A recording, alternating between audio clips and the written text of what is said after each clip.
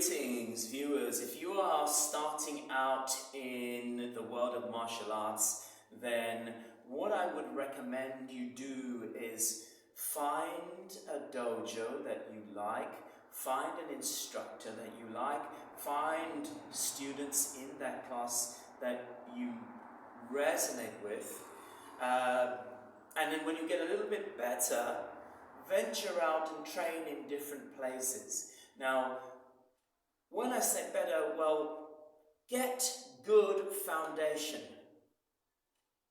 right? I ventured out when I became a brown belt.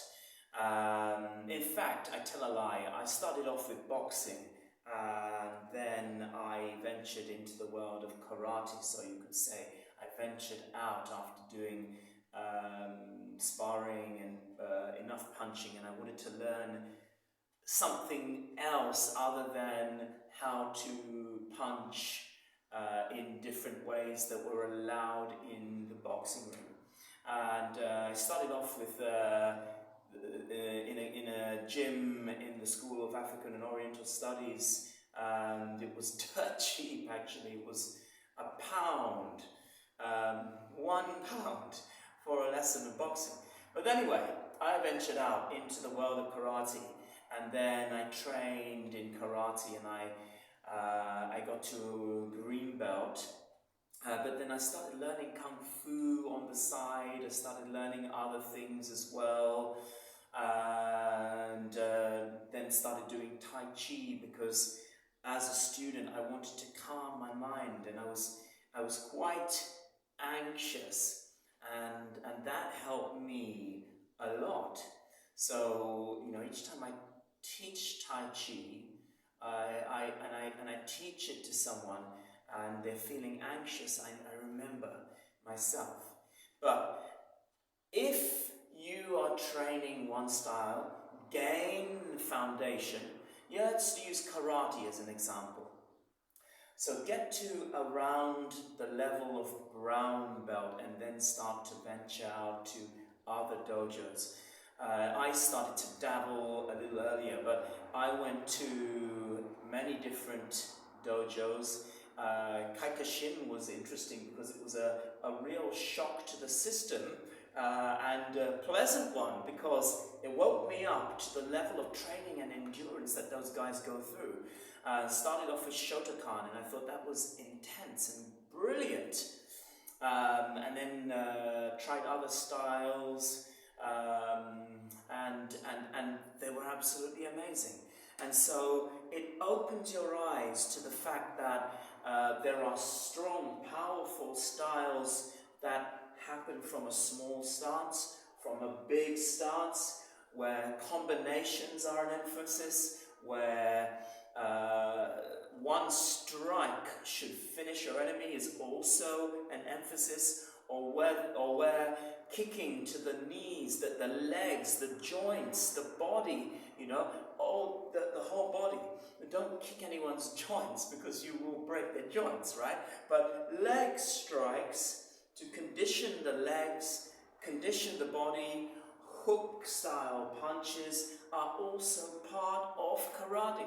But just because you are not used to that does not mean that other systems do not use these powerful moves themselves.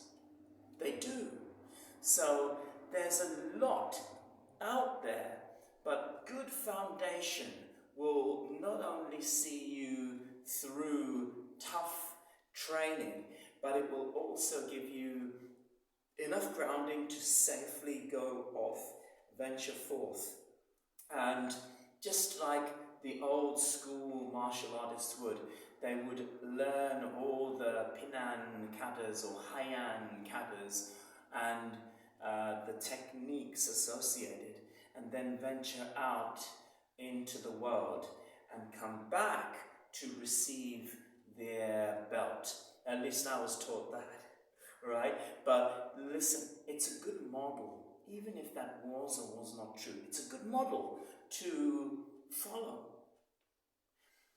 And as I ventured out, as I learned Kung Fu, or Gong Fu as my first instructor called it, She also taught me Tai Chi and the applications of the Chen form and the Yang form, and tiger, crane, and snake style Kung Fu.